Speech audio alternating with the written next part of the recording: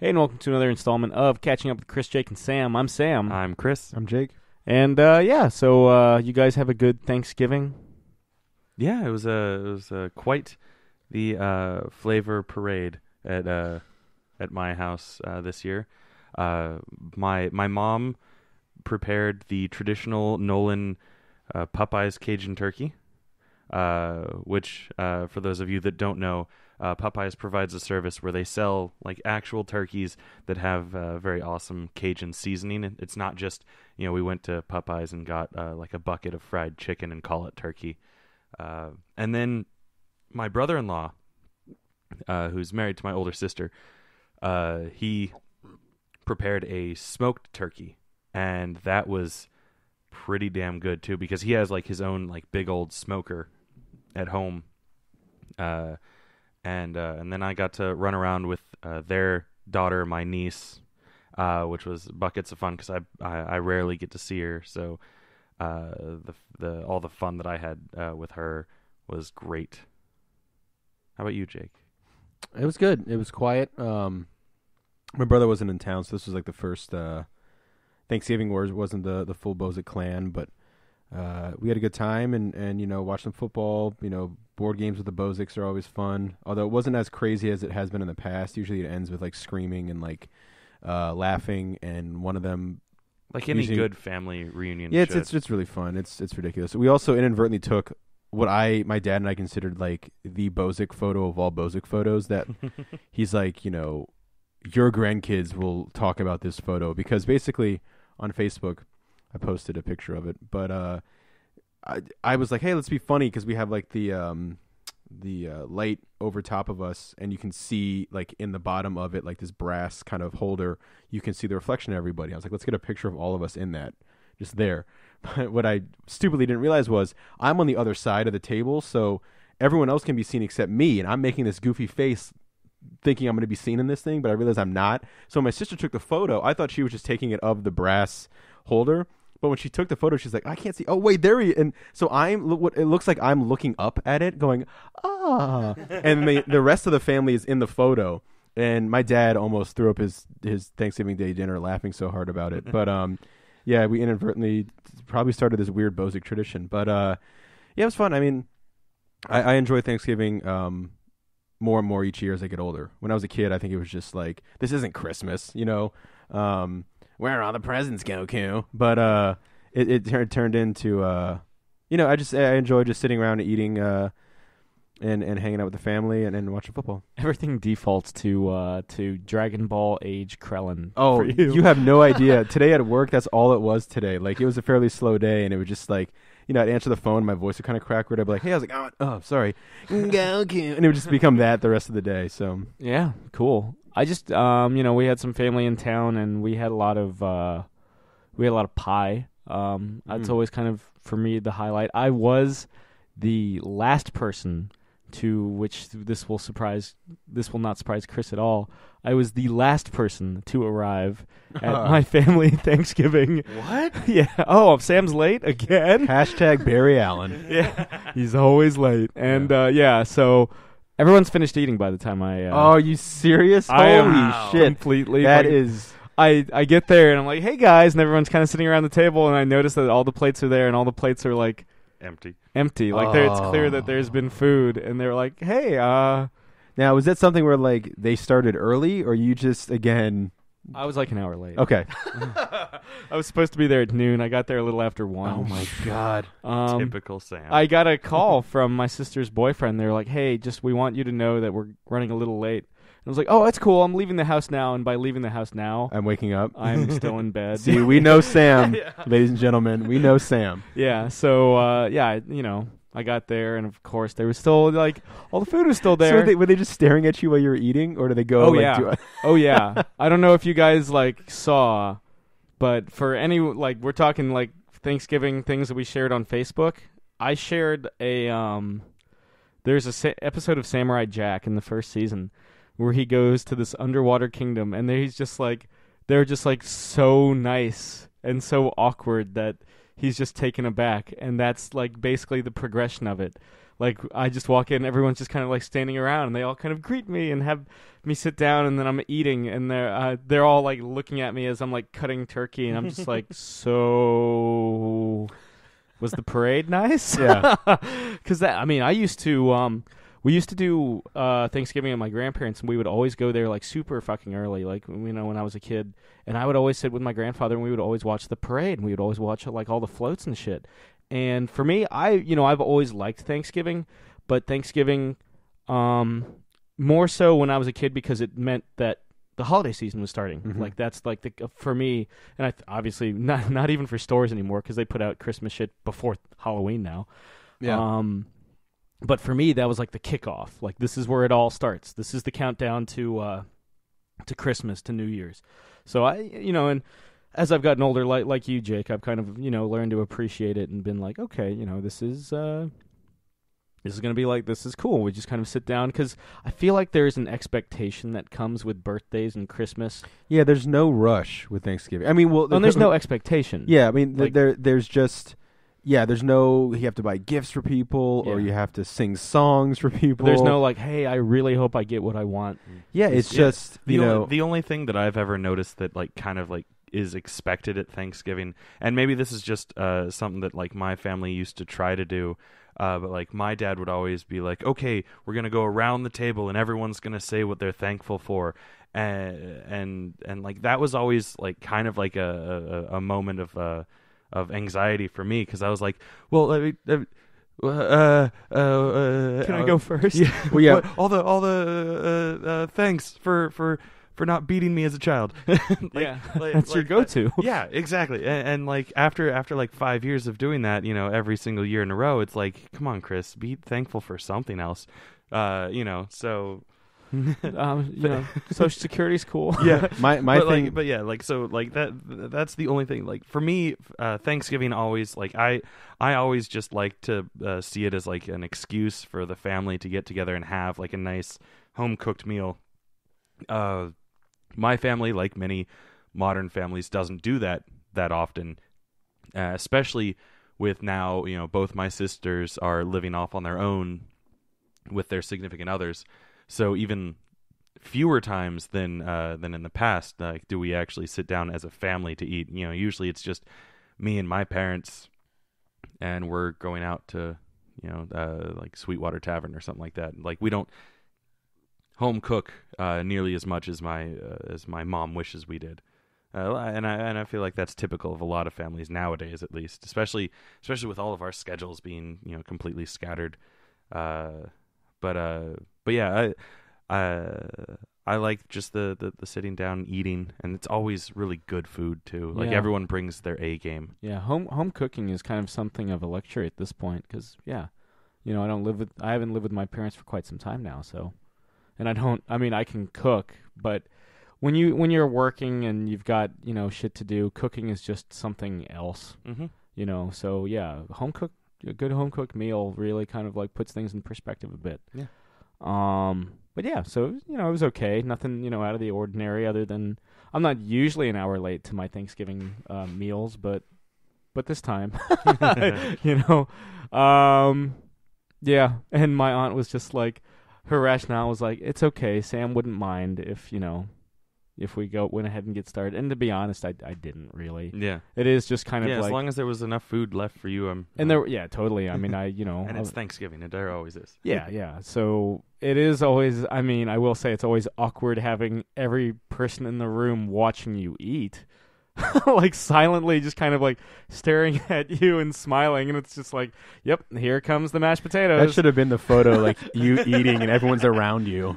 Yeah. A nice panoramic shot of everyone just being like, And just me awkwardly, like kind of like almost like a movie poster. They just slowly break in the happy birthday for no reason. Yeah, man, jeez. But like a really slow, like minor key Well, version of it. they that's just no, really they creepy. just they don't know what to do, so there's so much silence that someone just starts singing it to fill the silence and the void of. Well, I saw that one picture you posted of all the different pieces of pie. yeah, What's the go-to? Like if you could only have one, like of all the pies. Because I like pie better. Pie's Pie's better than cake. Oh yeah, definitely. definitely. Wrong. No, Oh no, man! You It's get all about the cake. I like cake, cake's fine. Pie's where it's but at. pie. Oh man, I remember once in high school we but at the end Sorry. I started laughing, and I just wanted to get this out there. For whatever reason, when you said I remember in high school, I just I don't know why, but I pictured you just like walking into school, like giant smile, and just like holding a pumpkin pie, like ready to eat, like that was what you were gonna have for lunch. Oh, dude, you're not that far off. Then I am sorry for stealing your thunder. But not it's not quite. The pie Or was maybe like a always, stack of pies, like Scooby-Doo style. You're spoiling the story. So me and my buddies in high school, for some fucking reason, we were always like we would have like theme nights. Like we would have like there was a World War I Navy propaganda poster where it had like this woman in a sailor outfit going, "Gee, I wish I were a man. I'd join the Navy." I've seen that one. Yeah. And so we had these theme nights called "Gee, I Wish I Was a Man" night, where we would wear flannel and watch action movies and get like ribs and like steak and just like have like manly time. That's what this week's gonna be called, manly time. The Birth of an idea. yeah. As soon as I said that, I was like, oh shit. We would watch MXC, which was this like dubbed like Japanese game show where they just punished themselves. Oh, I remember that. Yeah, it used to be on Spike, and we would do that, and we would order like Chinese and Japanese foods and watch that. And quite often we would have pie nights where we would just like everyone would bring a different kind of pie, and we would just eat pie. It was awesome. And I remember in the senior year, by the end of it, when nobody gave a shit anymore, like teachers or students alike, we convinced our English teacher to have a pie party. Everyone we narrowed it down to a field of like half a dozen pies that we would be open to getting. And then we went to this place called Pie Gourmet. I don't know if it's still there. It was out in Vienna. But they had the fucking like awesomest pies in the world, and I walked into school, with like a stack of pies with a huge ass grin on my face, like Chris was saying. That's what happened. Then I apologize for Yeah. spoiling the story. Well, if anything, you foreshadowed the. But to get back to your question, what pie of all pies? Like, what's the pie supreme? Yeah. Oh God. The pie of the universe. There's something to be said for like fruit pies and sweet pies, because it's really hard for me to compare pecan, which is my favorite of the sweet pies, and like Dutch apple, which is my favorite of the fruit pies. we're getting deep, man. You have opened up a whole new world of pie dragon. Yeah. Let's see how deep this rabbit hole goes. Don't worry, guys. We're not going to talk about pie for the entire podcast. No. But an hour later. Well, that's it for our pies. Yeah. So the answer is pecan. Because if I had to say, I'd probably say pecan. It's funny. When I was a kid, I wasn't a big fan of Me pecan. neither, yeah. I liked liked pumpkin even less when I was a kid, though. Yeah, it was a classic like apple pie. Like a good apple pie is like where it's at. Yeah. Have you ever eaten it with cheddar cheese? No. It's like for some Sounds reason. like the grossest For some thing reason, ever. that's a thing, and I tried it like a year or two ago. It's really good. I don't know why it works, but it does, like peanut butter and jelly. But don't knock it till you tried it. Fair enough. But that's why I always say it just sounds like the grossest Yeah. thing ever. No, that is the grossest thing ever. Yeah. But pecan pie is probably my favorite. Yeah. I didn't have it this year though. But Now, my being the minority in this, since I prefer cakes to pies, Or the least enthused. yeah, I guess. I'm a cake man, but I will agree with you guys that pecan is best. And in fact, for me, it's actually the only pie that I'll eat outside of like pizza pie. Even apple? Yeah, no, I don't like So- cooked fruits. Okay. I don't like pineapple on my pizza. I don't like apple pie. I don't like. I hate. do you not like? apple Do you pie. hate Bruce Springsteen and the American flag, I do. cheeseburgers I and do. hot dogs as well? Yeah. Baseball. Get out! Get out! Okay. Yeah. Well, yeah. So yeah, it's a toss Yes. up between pecan and apple. Yeah, It really I depends. believe I helped establish that it is pecan. Yeah, because I apple mean- pie is gross. You're even more in the minority there. That's But, fine. That's fine. yeah. I'll be the silent minority. But not silent No.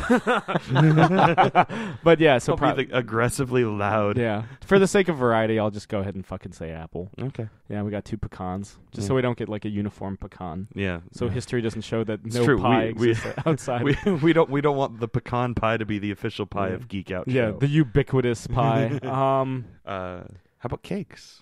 You know, if I'm we want to get into cakes. German chocolate forest cake. Red velvet.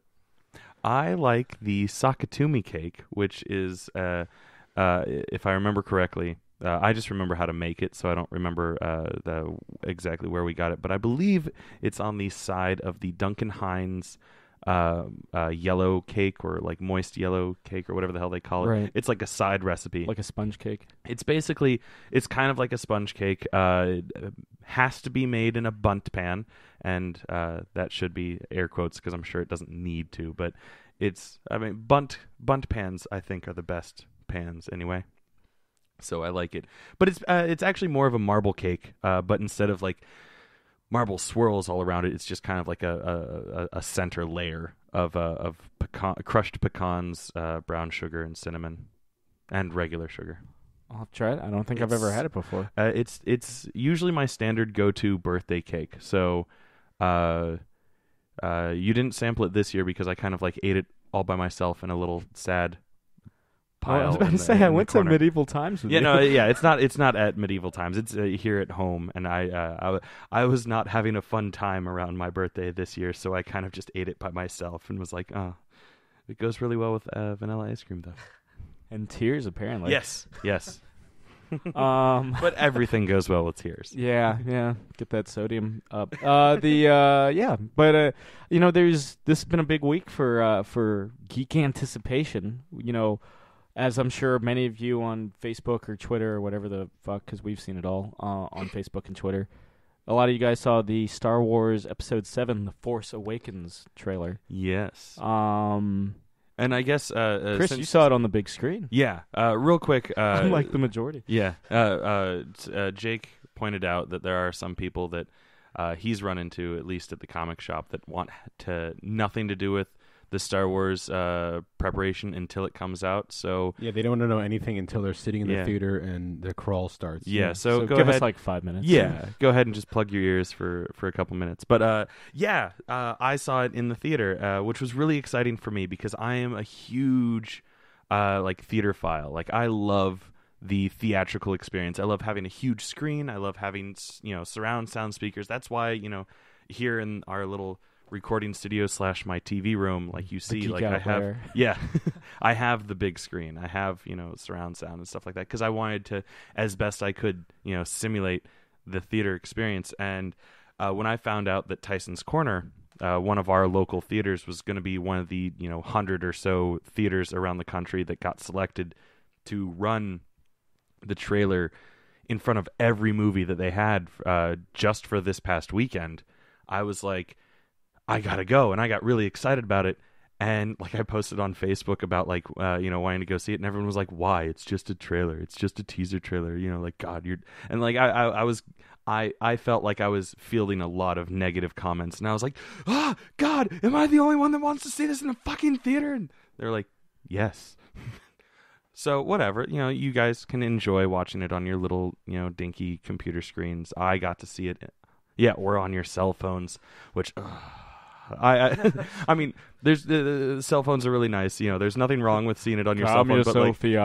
But but like, I can identify wanting to see a trailer on the big screen, but it's one of those things where it's like, because for Man of Steel, like that, I've told that story about when they see The Hobbit, and or you and me sitting around your camera or your old flip phone watching Man of Steel with no audio really and pixelated, yeah. and being like, this is fucking awesome. Yeah. Basically, it's for Man of Steel, or for like if Batman v Superman, for example, if Batman v Superman, the trailer gets released before like The Hobbit, or if that's what the case is, I probably won't be able to stop myself because I know that I will eventually see it in the theater and it'll be freaking awesome. But it's just but I can identify with definitely wanting to see certain trailers. Definitely. And like Star Wars is just like a huge thing to me. Like, it's one of my favorite movie series of all time. It's probably right behind Back to the Future, if not kind of depending on what day it is, like kind of like nudging it out of number one. So like I was really excited for it, and like part of me wanted to like not see it at all until I had a chance to see it in the theater. And then like the day that it came out, Black Friday, just that's all that anyone was posting on any of my social media. And I was like, God, fine, I'll fucking watch it. God. At least they weren't like killing each other over retail shopping. Yeah, it's true. Oh God, we might touch on that Black Friday later, but like just as a teaser, Black Friday sickens me. As someone that's like worked retail, Yeah, yeah. but yes, As someone whose high school job was at a Target and having to survive 3 Black Fridays, I was there with you at Best Buy. Yeah. But yeah, what did Star Wars trailer? Really cool. I loved seeing the new or not new, but the improved Millennium Falcon with its new satellite dish thingy. That new weird lightsaber with the is it a hilt? That's the big debate. broadsword. Yeah, it's like a broadsword. Yeah, makes no sense to me how it works. Not how it works. I understand how quote unquote, I understand how a lightsaber works, but like, it seems like it looks awesome. Like I can't wait to see it in action, but at the same time, I'm like, but that's a laser that you're still like, you could still chop off your own wrist with it, and also like the point of that, the guard like that on a broadsword is to stop you from getting cut and to kind of catch a blade in a corner like that. But if you catch a blade in the corner, or a lightsaber blade in the corner like that, it's just going to chop your hilt in half. Unless, as Kevin, our resident stormtrooper, pointed out, there is some material, and I forget what it's called because I'm not that bad in the nerd spectrum as he is, but there's some material that can't be cut by a lightsaber. I mean, I don't know how much of the expanded universe is actually going to. That's true. Matter. That's true too. We got to think like someone who uses that type of weapon in that universe is trained to use that type of weapon. Right. Kind of like I again, my knowledge only comes from the movies. Mm-hmm. I'll say that right now. But I know the big joke is people are saying, why don't you just turn the lightsaber off, so they whiff, and then you could just take them and turn it back on. Supposedly that's a fighting style in the expanded universe, which is kind of cool. Yeah. People who turn their lightsaber on and off when they're fighting. That's actually incorporated into a fan film that I almost made last year. Oh, yeah. It was a really cool, like I had choreographed that whole I hope move. that's something that they do in the movies. That'd be really cool just to see new kind of, as a Chekhov's gun, like if they're going to make it a point for a lightsaber to have like the kind of it's got a point. Yeah. He's going to either kill somebody or block something with that. It's something where like they're going to be like eye to eye like this, and then he's going to turn it on and zap him in the eye. But no, I think it was really. I mean, it. I think like a lot of people, I went in. There's some trepidation about new Star Wars movies, based on the seemingly endless revisions to the original trilogy and to the prequels, which are okay. I enjoy the prequels, but I don't know anyone that would go as far to say that the prequels are better than the original trilogy. No. I mean, not me at least.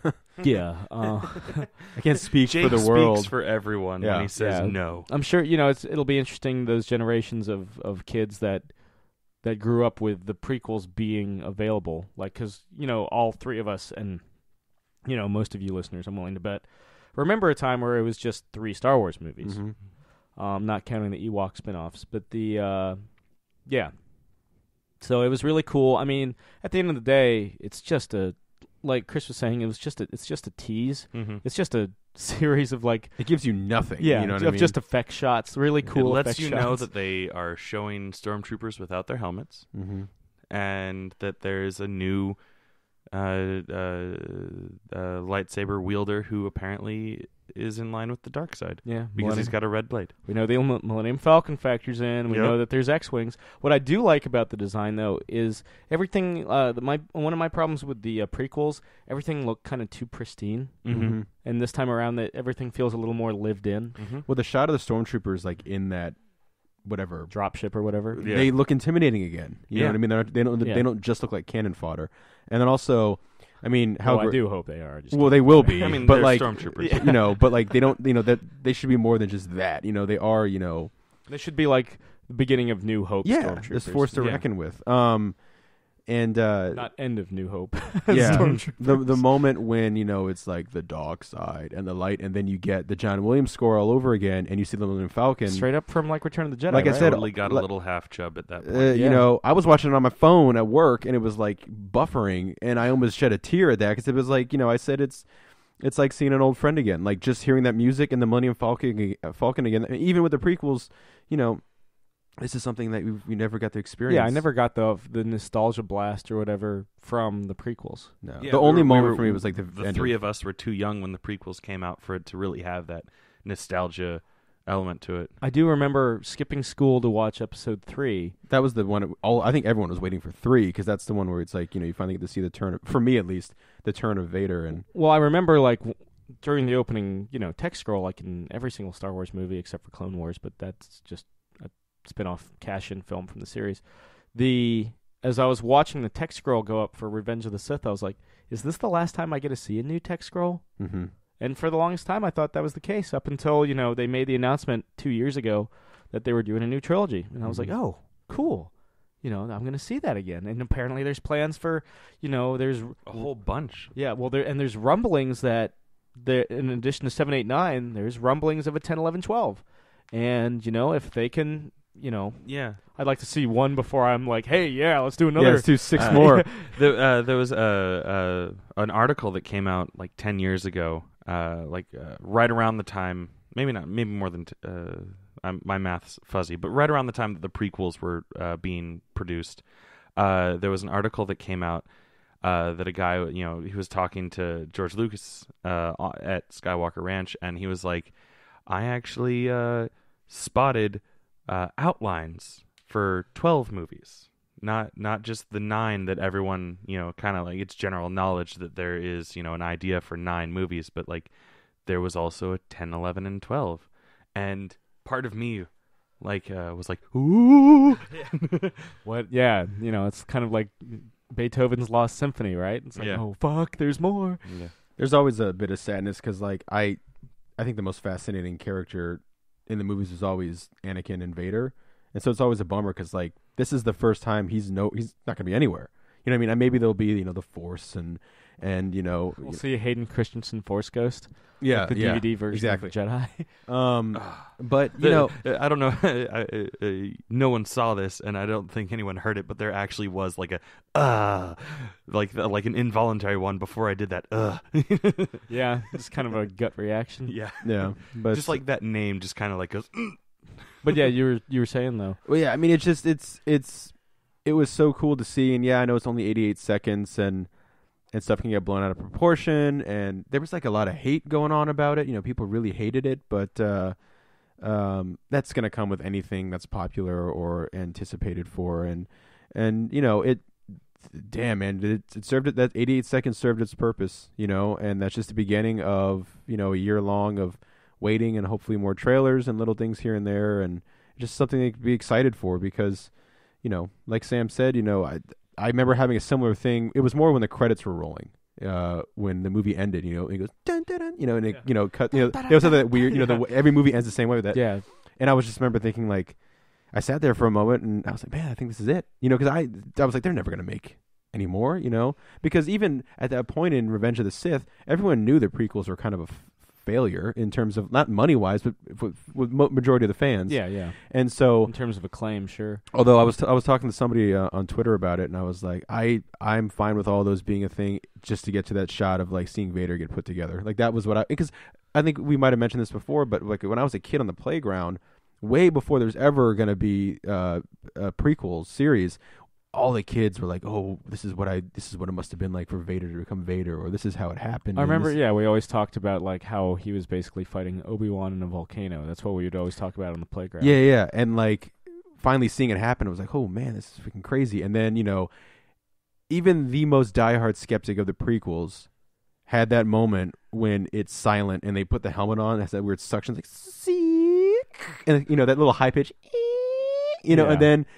And then like a fart, yeah, Vader's last fart, and then Anakin's last fart. Sorry, And then and then it starts doing the breathing, and then it was just like, holy shit, because that was the moment where everyone was linked to the original. You know what I mean? Like that was our moment when it was like, this is when suddenly his voice turns into James Earl Jones. Yeah. Sure, yeah.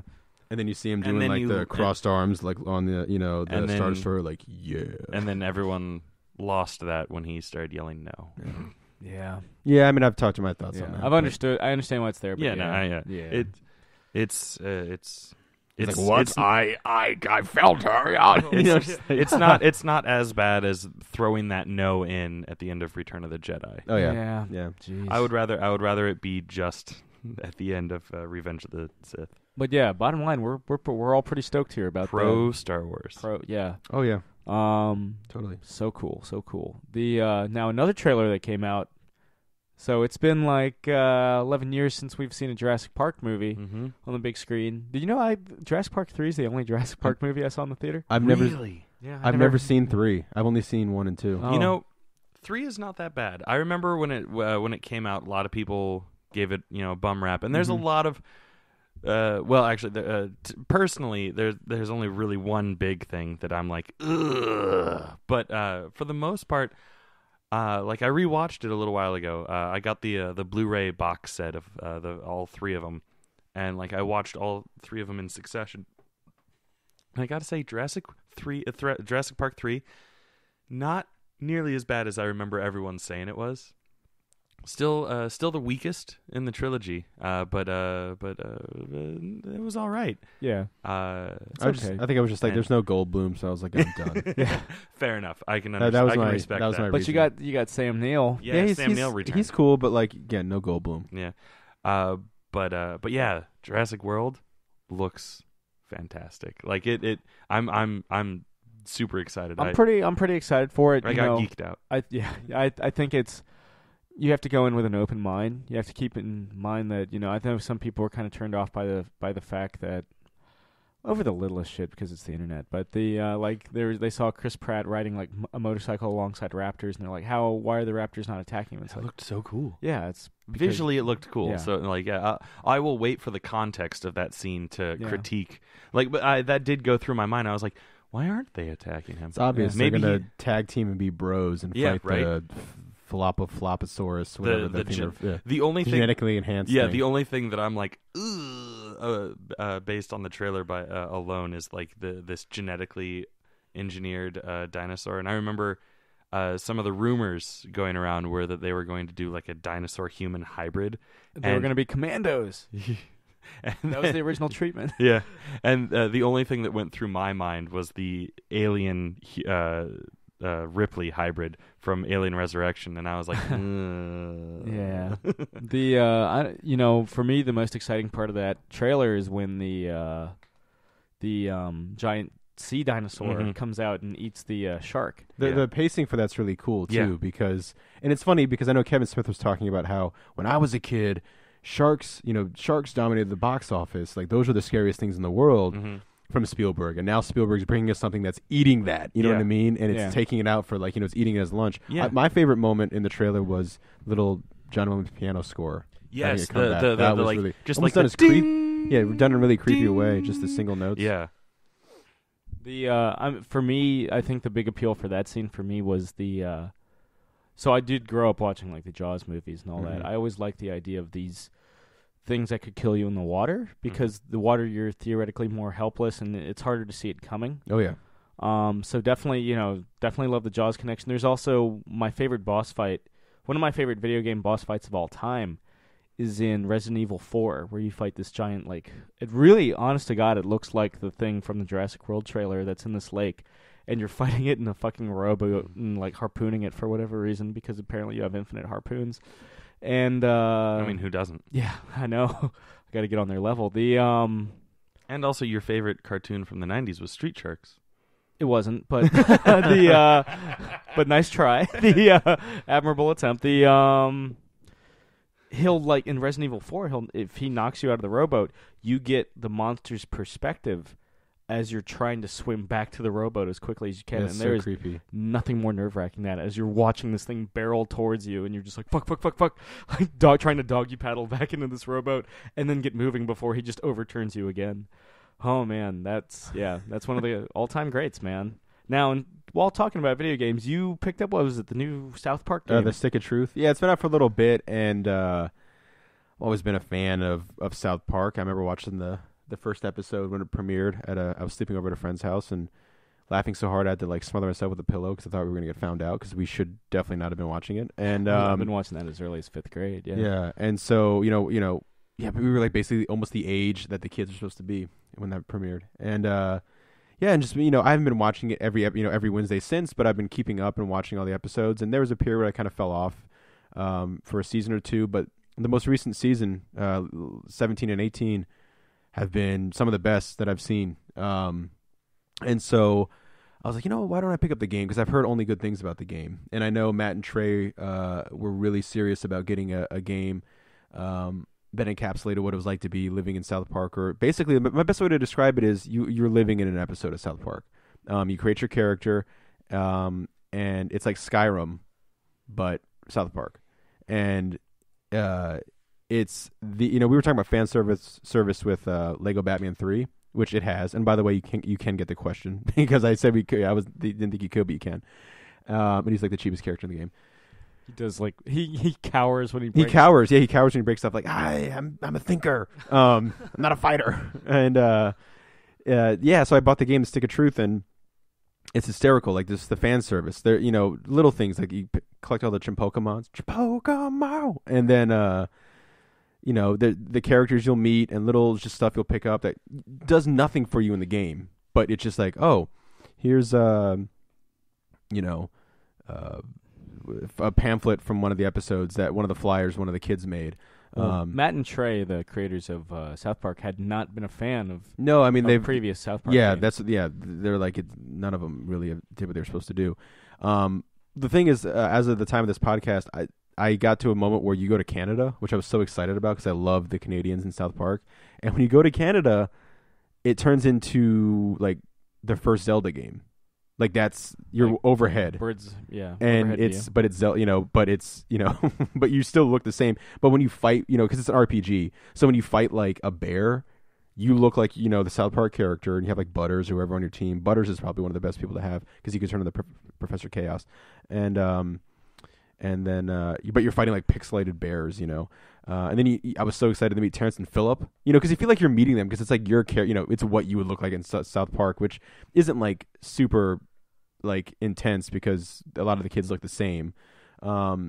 But you move into South Park and you meet all the kids like you wouldn't, and then Cartman's a huge asshole, but and your name's douchebag, and you progress up like Sir Douchebag, Commander Douchebag, and then it's like super offensive like most South Park is, but it's also super hilarious.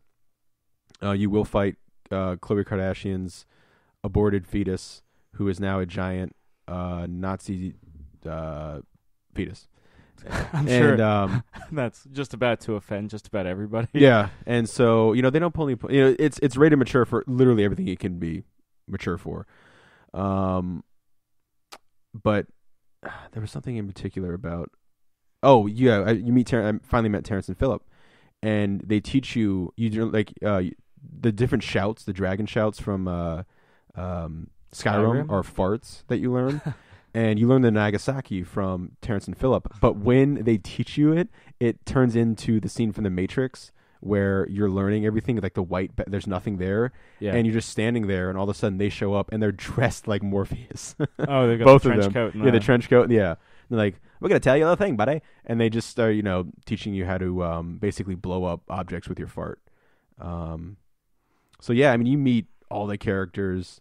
South Park, you get to walk around, you get to see Asses of Fire 2 is out, but you can't get in because the ticket, the tickets please, the same guy from the show. Just so many great little nods to the show. So if you're a fan of South Park, and you'll love it. Even if you're a casual fan, you'll be able to pick up on it. But Matt and Trey, of course, like they always do, they wrote and directed and did everything, voices, everything for the thing. So like I said, like a Sam, if you would have walked in at, when I was playing the game, at certain parts, you would just think you're watching an episode of South Park. Because again, the graphics don't have to be these like astounding graphics. It's just what it is on the TV show. Yeah. And I think someone cut together all the cutscenes where it is basically like a movie. You know what I mean? Now, granted, there's a lot of different things you can do, like join different sides, different things. So it's not the replay value is pretty high. But I've had it for a couple days and I'm still playing it. And I was never a big RPG guy, but yeah, it's a hell of a lot of fun. So Now, speaking of hells of lots of fun, how was the Theory of Everything? that was hysterical. No, it was good. You'd seen it. I was excited for it. I took my sister to see it on Thanksgiving, and not to be super sappy, but it's a pretty great movie to see on Thanksgiving because Stephen Hawking is a pretty astounding guy. I mean, the movie is about the life of Stephen Hawking, meeting Jane, his wife for decades, and kind of his struggle to figure out theories on black holes and the idea of time. The beginning and the end of the universe, and then also dealing with ALS, and in 1963 he was given a 2-year lifespan, and he saw that as well. That means I have 2 years to accomplish what I need to accomplish with my theory. A simple idea that there is a theory and an equation that's a simple equation that explains everything. Like that was kind of his thing. It's a great movie. I mean, it's kind of on the level of like. A Beautiful Mind in terms of dealing with this astounding mind. Like Stephen Hawking is an astounding human being for being overcome his disability, although I don't think he would ever call it that. And then just his mind in general. And they do their best to kind of explain it as easily as possible because I'm no genius with any of that stuff. Like no astrophysicist. No, and I mean I even like the dumbing it down. I'm still gonna like what? I'm floating around in space. And but the performances, man, like we're talking about Keaton and Birdman, and just all the performances of Birdman are astounding. Same with this movie. I mean, you get Eddie Redmayne from most people know him from Les Mis. Yeah, he's Marius. He plays Stephen Hawking and is astounding. My vote goes for Michael Keaton because I love Michael Keaton. I think he gives it an amazing performance. I would be just as happy to see Eddie Redmayne win because he's so good. I mean, it's my left foot status, which of course won Daniel Day-Lewis's first Oscar. Yep. And the transformation he goes, and the movie shot out of order, so he had to keep like a journal and a chart to remember where he was in Stephen Hawking's life of how crippled he was at certain points. Right. And then Felicity Jones, who I don't know, I've seen her in a lot of things. I remember Amazing Spider-Man 2. Yeah, she Black Cat, not dressed up as Black Cat, but as that character. Yeah. Yeah. She is my pick for Best Actress 100% because she is just consistently great throughout the entire movie, and she really is this heartbeat through it because it's based off her memoirs and deals with her a lot. And insanely strong woman. When according to the movie, and they followed the memoirs pretty well. Stephen Hawking was stricken with this pretty early in their relationship, and it was something that he didn't want to be around her because he didn't want her to see him wasting away, and she refused. She took it the same way.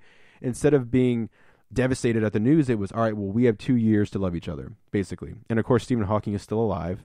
And over 5 decades later. Yeah, with ALS. It's just astounding. I mean, it's just one of those movies when I left, and I was just I wanted to see it on Thanksgiving, sappy and all that kind of stuff, but because it's be thankful that a guy like Stephen Hawking exists as a symbol of hope for people, and just show that disabilities are not. I mean, people can do wonderful things. I know a lot of people have been talking about the world being a dark and scary and mean and awful place at times with current events and stuff. But to see something like this, it reminds people about, hope and the idea of, we're here to, we get this one life to soak up as much information as we can and learn as much and love as much. And that's kind of really what this movie is all about, and really about, the idea of time as a beginning and an end. And just also, I think a lot of people would be surprised that Stephen Hawking's British. I think because of his famous, the robot kind of voice he has later on, which Stephen Hawking lent them like his actual, trademarked voice for the movie because he was such a fan of the movie. Like he went to visit them when they were filming certain scenes, and the thing that like is really touching to me that the director said they knew that they hit a home run was when I don't know what scene it was during the movie that Stephen Hawking's nurse had to wipe a tear away from his eye during the movie because he was so touched by it. And also the movie, he's a really funny guy. In the movie, like there's certain scenes and stuff they pulled from the memoirs. Always kept his sense of humor. Yeah, he has a great sense of humor. He was interviewed by John Oliver for Oliver's. That was great.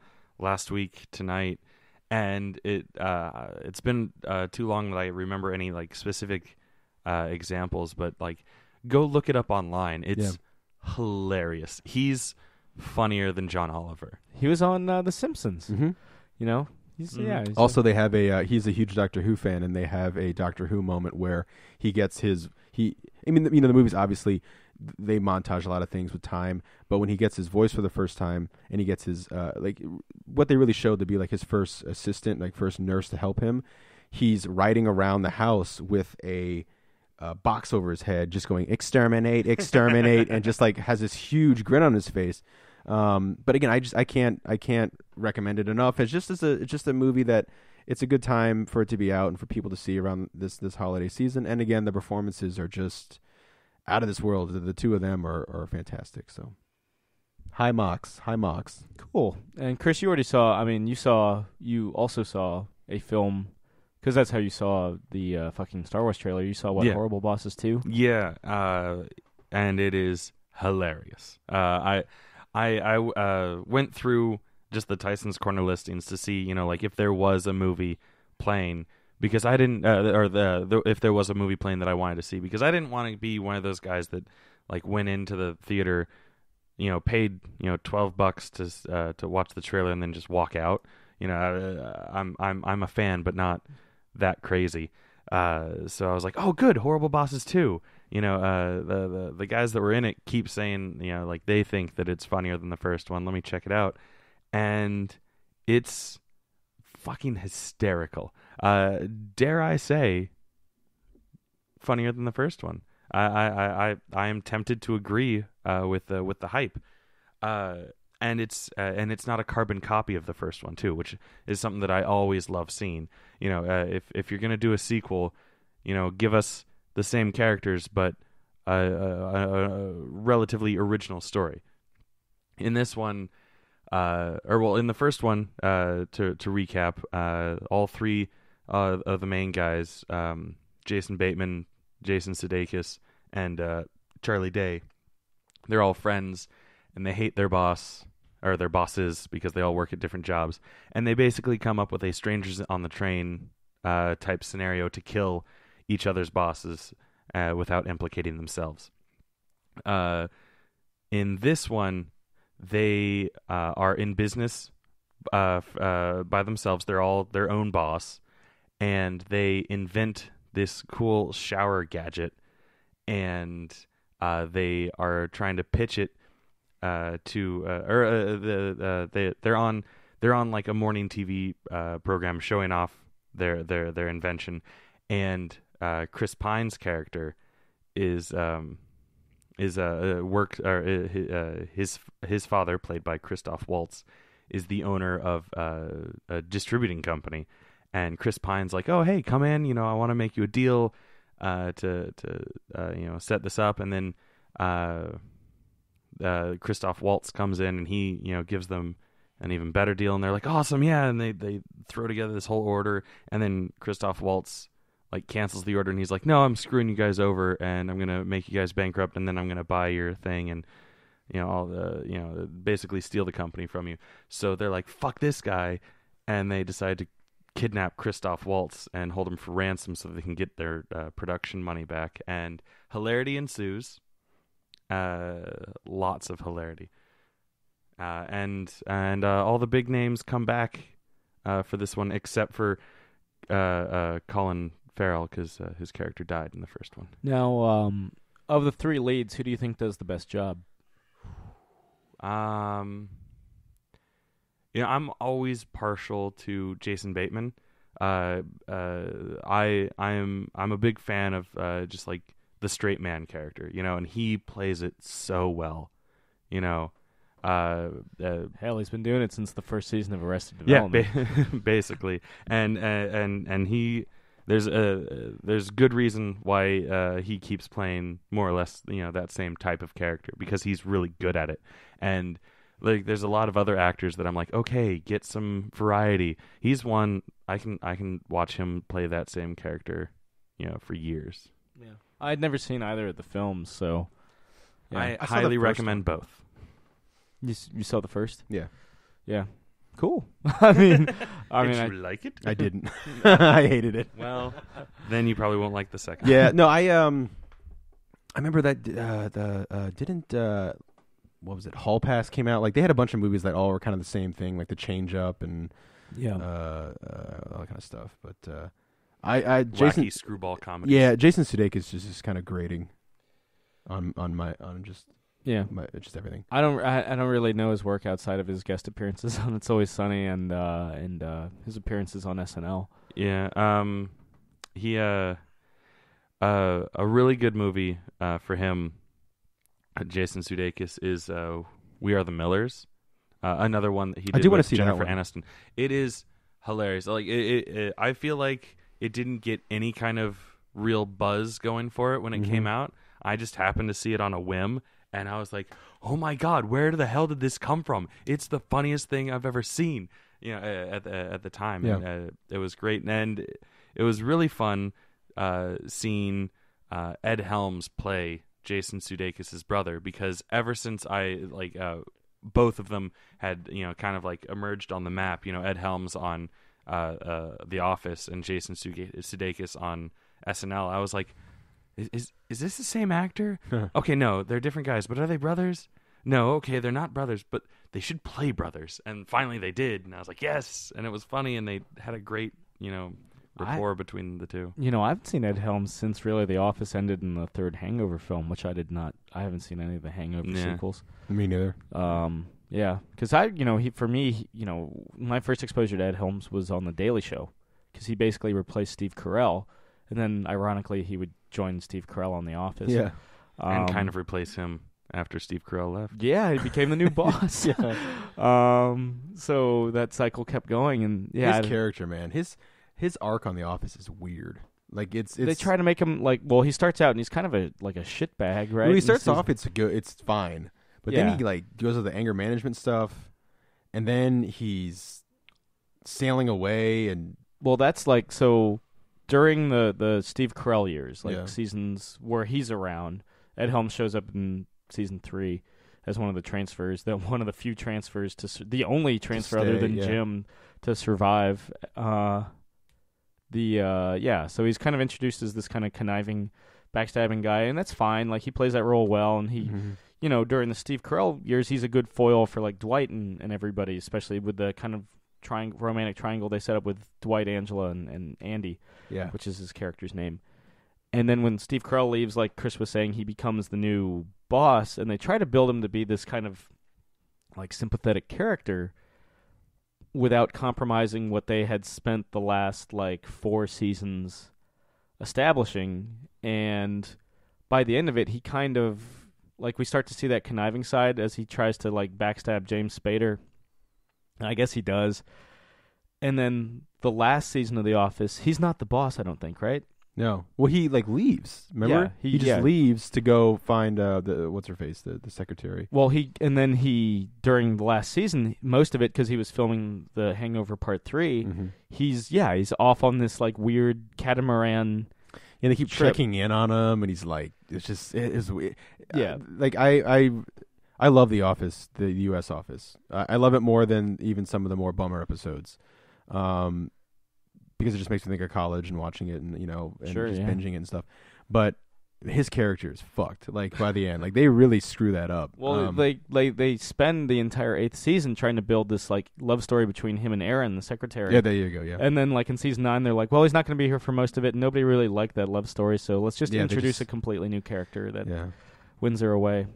So, and then he gets really petty about it because he's. That's what I'm saying. He becomes he becomes the antagonist by the end of season 9. Yeah. It was weird, man. I was always kind of bummed they never did the farm. Oh, they had that kind of Dwight pseudo spin-off. pilot episode with him. I was like, you know what, I've been fine just to see what happens. But, you get Cheers and you get Frasier, you get The Office and you get the farm. Who knows? You know, get MASH and you get After MASH, and Radar, and Trapper John MD. Yeah. Yeah. I will say I said something about this just at Thanksgiving, and speaking of TV shows. One of my favorite TV themed Thanksgiving themed TV episodes ever is actually a Cheers episode. It's season 5, episode 9, where it's the famous one with the food fight, and you just see them trying not to break character because you can only really do that once. And it's also the famous scene where Vera, who is Norm's wife, which was carried over to not seeing Maris in Niall's wife in Frasier. It's the episode where you think you're finally going to see her, and then she gets a pie in the face. You never actually technically see her. But it's one of those things where you get to see these actors basically be kids, like in front of a live audience. And it's, as Cheers went on, they started branching out and having different sets outside of either Sam's office or the actual bar. So you go over to Carla's house. And it's a sweet little episode too. Like, there's nice moments, but just I always love seeing the whole gang together and getting the kind of funny slapstick stuff. And so that's a great TV Thanksgiving episode. Yeah. I don't know. I can't think of many like big like this is the Thanksgiving episodes. You always get the Christmas episodes, and usually you only Halloween episodes. Yeah, Oh, if yeah, you definitely. get a Thanksgiving episode, it's usually once. You know what I mean? They don't do one every year. Because I was trying to think about that. Because then there is a Scrubs one, but it's not like a big Thanksgiving one. There is a Frasier one that's very funny too. I think Where Parks and Rec might have one. yeah, Could be the wrong. Thanksgiving South Park is the Starvin' Marvin. Yeah. And then they did one recently where it's basically Thor and the Pilgrims and the Indians are fighting over stuffing, and stuffing is what like keeps the universe going, kind of thing. Yeah. Yeah, it's the unsung holiday. Yeah, for TV themed things. Yeah, given stature, I feel like there's more 4th of July episodes than fucking Thanksgiving episodes. Yeah, probably. Yeah, like Pete and Pete had a great 4th of July episode. The Office. What about Thanksgiving Office episodes? Any off the top of your head? Not really, man. No, it was always Halloween and Christmas. Yeah, I remember. I try to watch the They Cheers. had a Valentine's Day one. Yeah, I try to watch the Cheers one like once a year just because I enjoy it. But and I was thinking about it afterwards, and I was like, yeah, most shows do it once, and that's usually it. It's not a reoccurring, like you said, Christmas themed thing or even Halloween, like Chris was saying. I don't think It's Always Sunny had a Thanksgiving. No. It was just, just the the Christmas. I'm sorry. Speaking of It's Always Sunny, did you see the GIF that they did of Khloe Kardashian, like the break the internet thing, and it's Danny DeVito from It's Always Sunny crawling out of her ass naked. Oh, is it? It's It's the one of the- image from the Christmas special. It's from the Christmas special. Or is hatching out of the couch. Yeah, it's hysterical, but he's hatching out of Khloe Kardashian's butt cheeks. Or Kim Kardashian. Yeah. That's pretty funny. Oh God, I feel like with that show, it's what can we get Danny DeVito to do next? Yeah. Like there's some stuff in like season 9, which is now on Netflix, where it's just like really. Get him. You got to get him in the penguin suit one of these days. There's one episode where he's trapped. You know those like spiral ladders on playgrounds, like the metal spiral. He's trapped in one in his underpants. And like all the little children are just kind of like running around. He's just there, sitting there in this metal spiral in his underwear, just.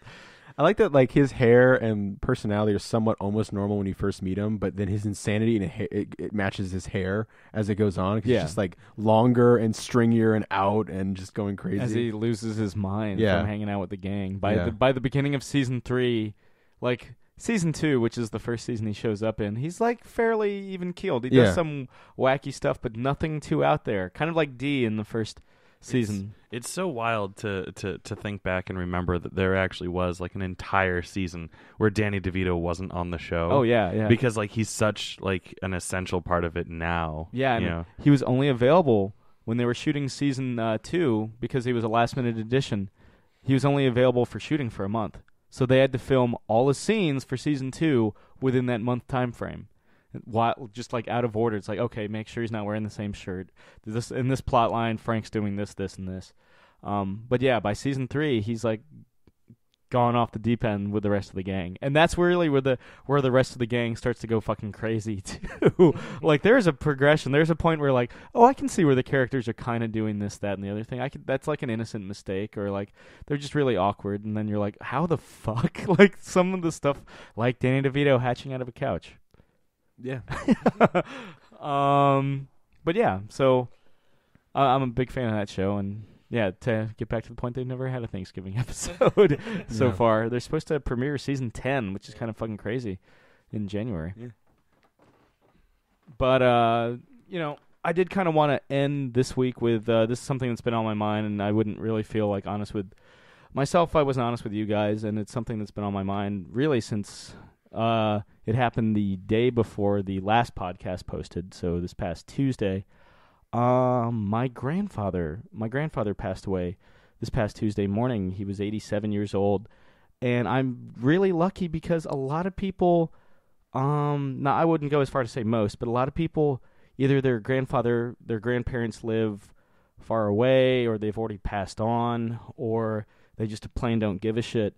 And my grandfather was none of that. Him and my grandmother, they lived always like 30 minutes away from wherever we were living, outside of, I guess, me in college, where I was on the other end of the state or whatever. But they were always a constant presence, growing up. And yeah, it was, his big mantra was learn one new thing a day. And, he would take me and my sister to the Smithsonian, because the Smithsonian was like right fucking there. And that's where the beginnings of my useless shit that I know, that's where that all started. And so, he was a great guy. A lot of great stories, which I won't bore you guys to tears with, but yeah. So I'm just grateful to have such a great guy be my grandfather. Do you guys have any? How is your relationships with your grandfathers? When on my mom's side, it's similar to your grandfather, Sam, where they've always lived close. Is a military guy, a very long and a distinguished military career, but he served with my dad, and so that's how my dad met my mom, kind of thing. But like, they were always around, always. They actually still live 30 minutes away, and it's something where it's similar kind of thing. And on my dad's side, he they live and they've always lived farther away. But for the longest time, my dad's side of the family, we would do Thanksgiving together, and he was the same way. I mean, I remember, just a quick story about him is we went to go to Bull Run. And we were waiting for a tour to start, and we got there right when the tour had already left. And so we were waiting around, and my brother and I are 3 years apart, and so I must have been like 10, and he was probably 7, somewhere around there, maybe a little older. And we're waiting, and as we're waiting for it, he starts just giving us information, because he's, a grandfather, and grandfathers know everything. That's just the way it is. Oh, my grandfather was he wrote his graduate thesis on the Civil War. So yeah, we went to Bull Run too. And the great thing is, while we were waiting for this tour group to start, we realized by the time the next tour group was ready to go, my grandfather already gave us a tour of the entire place. And so when they were like, "Oh, you guys ready to go?" and I was like, I remember it was like such a thing of pride for me, because I was like, my grandfather already gave us a tour. And fuck yourself. Yeah, fuck you. I'm 12 or whatever.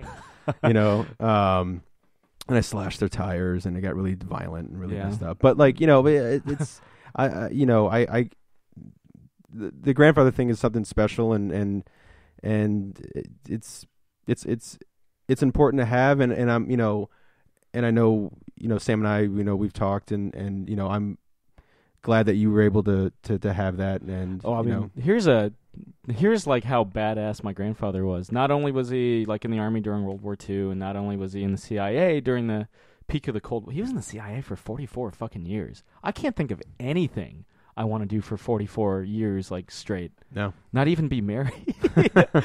Sorry, future wife, if that ever happens, or future children if those ever happen. When we went future husband, we're not here to judge. Yeah. Who knows? Maybe I may make that course change. When we went, big Civil War buff family, and being in Virginia, we have the benefit, being in fucking Centerville, we have the benefit of having so many like battlefields, like Civil War battlefields around. Virginia had the most battlefields in the entire war. Yeah. It really, I mean, given that and most of them around here. Yeah. Confederate capital being like right over in Richmond, sure. So one birthday, I want to go to Bull Run, which we end up doing. This is like my 9th birthday. At this point, I'd outgrown Dinosaur Land, which is always kind of a bummer if you think about it, because you should never outgrow Dinosaur Land. Anyway, so we're at Bull Run. He has a heart attack while we're touring Bull Run, but he lets no member of the family know until we're like until he's back home. He's like, by the way, Beth, I think I need to go to the hospital. Like, he just like was such a trooper about that, about like watching me like reenact like, the charge on like Stonewall Jackson's line and stuff, or whatever you do, carrying sticks like a fucking musket or whatever.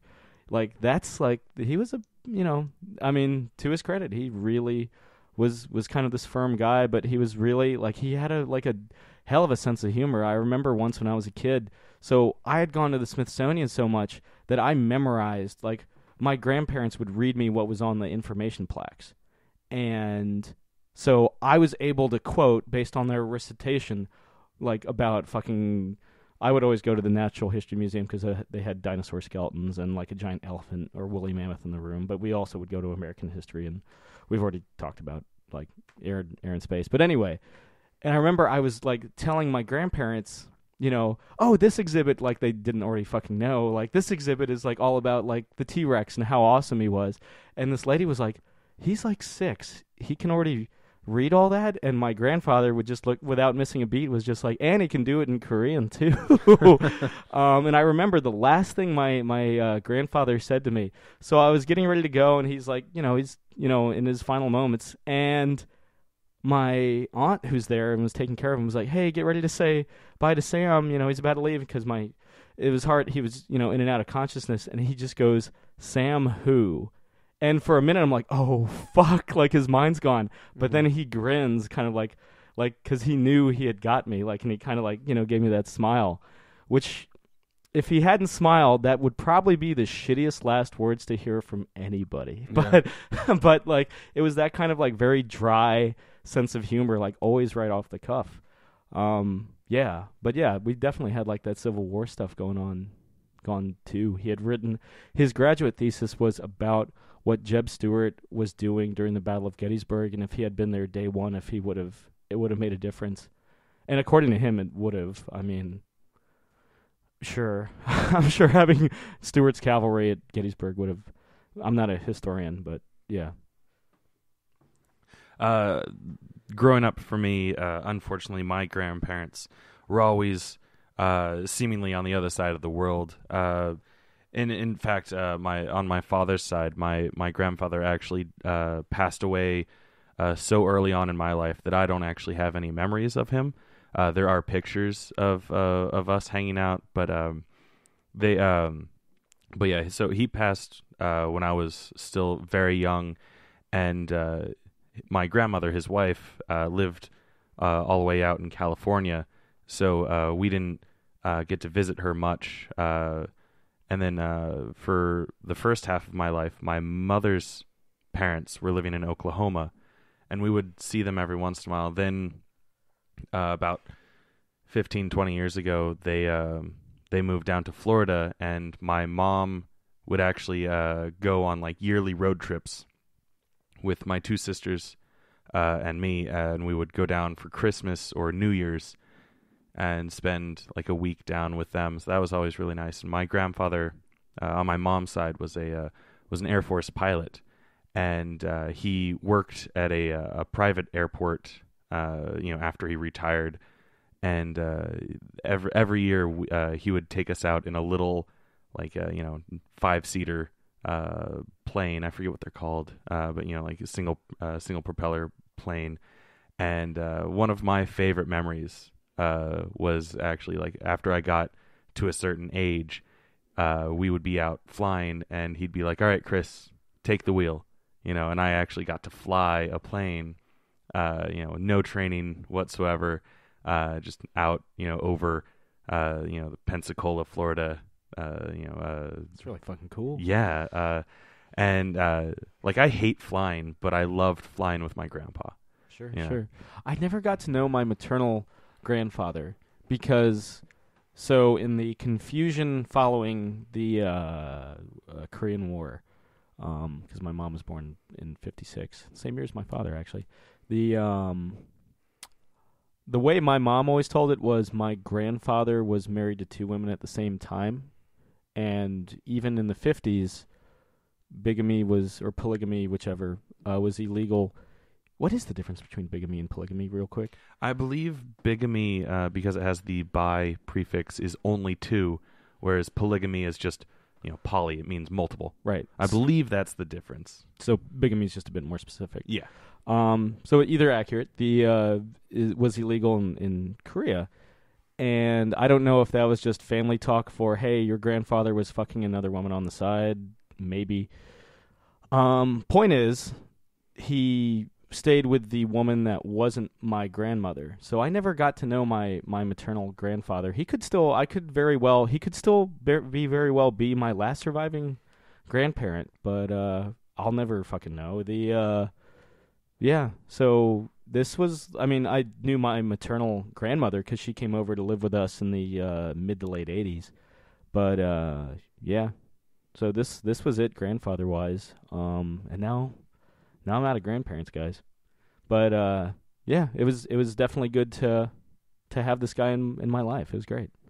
Yeah, so big ups, George Tilden Stone Jr., the fourth George Stone in a row in our family, because we're not that creative apparently when it comes to, though you did break the cycle by naming my dad Jack, so I'll give you props for that. Also a diehard Dodgers fan even after they moved to Los Angeles, because he used to live in Brooklyn, and that was the team. He was a Dodgers fan from day one to day last. So my dad likes to herald the Brooklyn Dodgers as one of his favorite baseball teams, even though I forget exactly which year it was that they moved. 55 or something. Okay, so he was barely. He was a kid. He was a kid, but not. It was still very early on in his life that they moved to L.A. Yeah, the last Although couple. Yeah. He was born in New York, in Queens specifically. Okay. So I guess you could say, more or less hometown team. Well, my grandfather was born in a house that my great grandfather built in Clarendon, which is still standing. It's off Irving Street, and they lost the house during the Depression. Even though he's the one that built it, but that's the Depression. They probably still didn't necessarily own the land that it was on. Yeah, so that's probably what they lost. So to keep less because he had like 3 siblings. And he was the youngest at the time. To make sure that they had enough food on the table, they moved him up with cousins in Brooklyn. And that's where he spent a lot of his youth, but he came back down in time to, sign up for old... the story was, so where Boston Commons is now, that used to be a military facility following pre-World War II. I think I've heard that too, yeah. And they would always and he would always say that, hey, I remember when Arlington Boulevard was a dirt road, and you go now and it's like the biggest fucking thoroughfare in Arlington. Where I grew up in Springfield, used to be pig farms. Really? Yeah, they back when the Springfield Mall was still a thing, they now had Springfield Town Center. Yeah, they had a attached to the DMV was just like a Department of Motor Vehicles thing, because it's not really a store, but yeah. But but that was like while they were planning the big Springfield interchange that they have now, and you could see like a mock-up of what it was supposed to look like, and then like on the wall they had like every 10 or 20 years like an aerial photo of the area of the area of Springfield, and it like spanned from like 1890 when they were like going up First in like hot air balloons and stuff exactly, all the way until like 1990 at that time. Yeah. And maybe a 2000, because this was around 2000 that I'm remembering this being there. Your license, yeah. Yeah. And it was really interesting to see, for up until basically the Depression, it more or less stayed farming. And then after the Depression, when like a whole bunch of expansion was going on, Springfield just boomed, or started to boom. And then like after the 60s, I think it was just like boom, residential. Well, I'm always weirded out like watching like Remember the Titans, which takes place here in Northern Virginia. T.C. Williams is a local school and still exists. They always like Bill, not Paxton. What's the name of the guy that's not Bill Paxton but could be Bill Paxton in that movie? The assistant coach. Yeah. Him and Hayden Panettiere are living out like in farmland. It's like, that's not in. Oh, that's right. We used to be farmland. But his story was, so he would go to the military base at Ballston Commons, or what is now Ballston Commons, and that's where the mounted cavalry was, because back in those days we used to still have mounted cavalry, and they made a promise that when they grew up they would all join the cavalry. One of my cousins joined the Air Force, another one joined the Navy. My grandfather joined the Army in technically the armored cavalry. The first thing he ever learned to drive was a Sherman tank, which he almost wrecked. I didn't know you could do that with Sherman tanks, but apparently where there's a will, there's a way. A lot of cool stories about what Northern Virginia and all that crazy stuff was like. And good thing I have the memory I do. Someone's got to keep that shit going. So, yeah, George Tilden Stone Jr., fourth George Stone, as I've already divulged, father of Jack, grandfather of Sam. Thank you. And I hope you had a great Thanksgiving. Anything you guys want to close out with? I'm good. I'm ready to go. Yeah. Thanks, Dad, because I know you're listening. Thank you very much for listening. And my dad doesn't even know how to text. But I'm sure you could if you would, Jack. Yeah. So, like Jake was saying, thank you very much. Good night, Eric Bana.